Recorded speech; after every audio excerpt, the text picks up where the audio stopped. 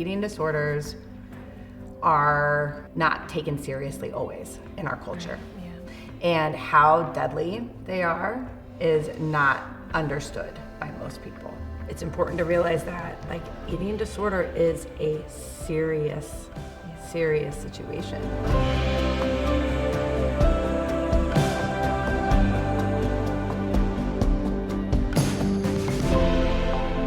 Kate, in your opinion, what are the leading emotional barriers for people engaging in treatment? I would say fear. I think fear is the leading emotional barrier. And if you think about it, someone's eating disorder has really been their life vest, right? It's been their coping mechanism. It's been a destructive one, but it's certainly been something that they've relied on to survive. So we know eating disorders aren't really about food, right? They're really more about internal emotional distress that just kind of looks on the surface like it's about food. And so then when they enter treatment and we say, hand over your life vest, I think that can be pretty terrifying. So now they have to maybe acknowledge or confront or work through some of those internal distressing things going on, like unresolved trauma or grief or anxiety. And that can be pretty terrifying, especially if you don't know how to swim. Right. What are some common misconceptions about eating disorder treatment? I think that you're going to go into treatment and you are going to lose all control and people are going to tell you what to do, and that you are really, just going to be like a prisoner. Where I think it's important to let people know in the beginning that treatment is collaborative. That especially in our treatment centers, we work with our clients to design treatment goals and treatment plans that are part of what the client wants for their life too, and for their treatment as well. The other misconception I feel like happens a lot, and this happens often when I'm talking to parents too, is that going to treatment, going to a residential center or even a partial hospital, that somehow that treatment is a destination. Where it would be great if everybody who went to treatment came out on the other side and check the box with all better now, right? But that's not the case, and that's not what we know typically happens. Instead, I think it's important to educate our clients and their families that going to treatment is really just part of the process. It's just a stop along the way to their destination of recovery. And with that in mind, I think people really end up with the right attitude coming in and understand how important it is to continue getting support once they discharge or step out of treatment. What are people not talking about as it relates to eating disorders and eating disorder treatment? I don't think people are talking about the shame. I think that for so long there's this resistance to acknowledging that the eating disorder is part of someone's life, or even convincing yourself and your loved ones that nothing is wrong, that having to acknowledge that the eating disorder has encompassed your life, eclipsed a lot of the joy in your life, and that you need more support than what you have. I think people can feel that sense of failure, which of course, from the other side, we're looking at it as not a failure, but instead an opportunity to put yourself first and to be brave and to do the hard thing of searching for recovery.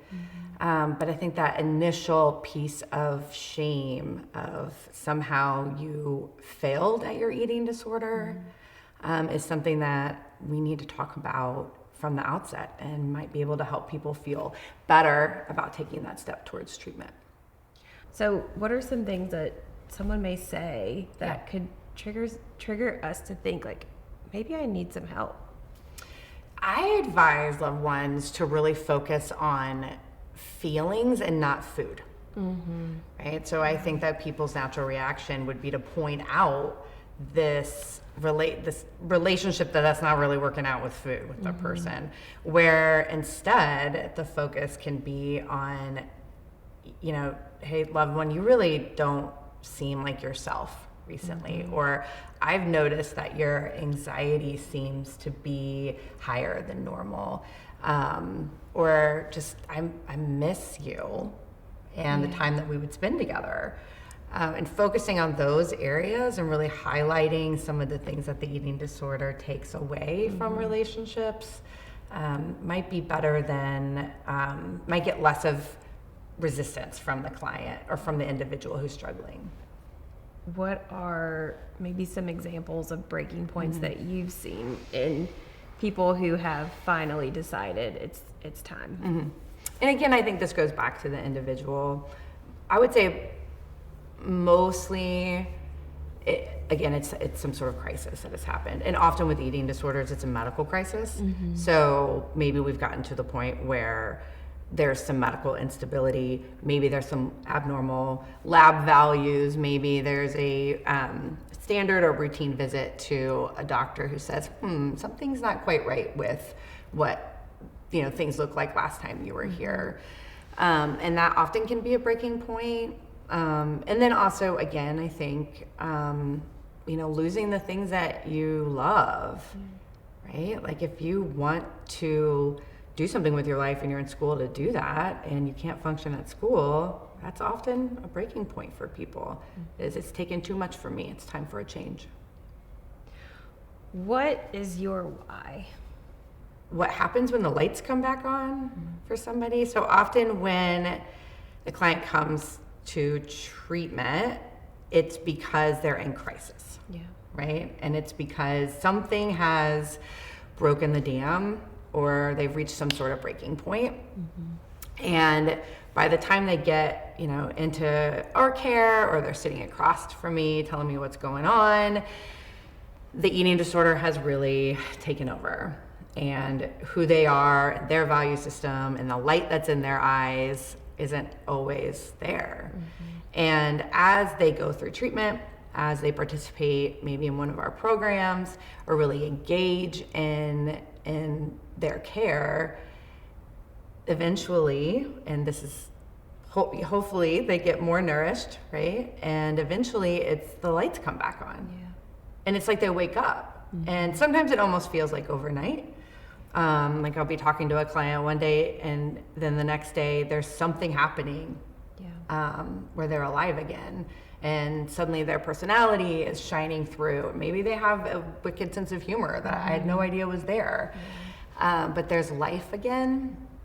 And being able to pay witness to that feels like an incredible privilege and makes it easy to get up and do this every day. What truths are helpful when someone is showing a lot of emotional barriers to engaging in treatment? So I hope this doesn't sound cliche, but what I like to tell people, whether it's a client or it's a parent, is it's not your fault.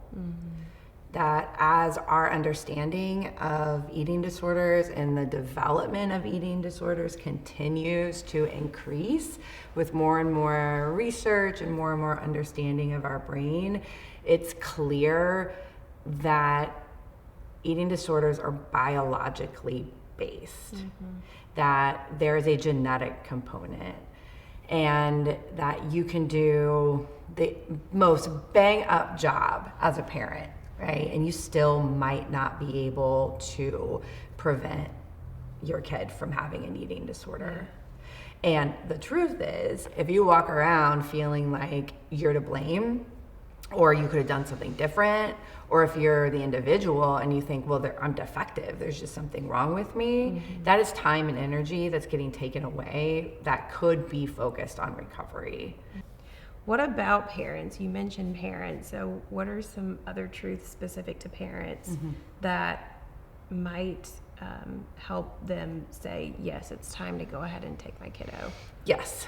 So always start with, you did not cause this eating disorder. Yeah. Maybe later we can talk about how some of your beliefs about diet culture have contributed to sustaining the problem, right? And that is a real conversation that we might want to have.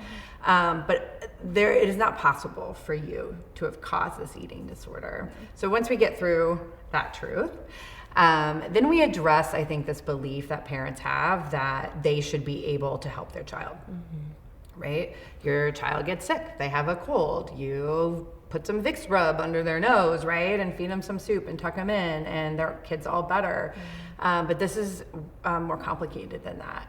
And this takes a larger team, and it takes people who have specific professional experience and education to address these issues, especially when it progresses. And sometimes the truth is, for parents, that you are not capable of providing the support that your kid requires to get better. So supporting them and helping them means bringing them to a higher level of care. Right.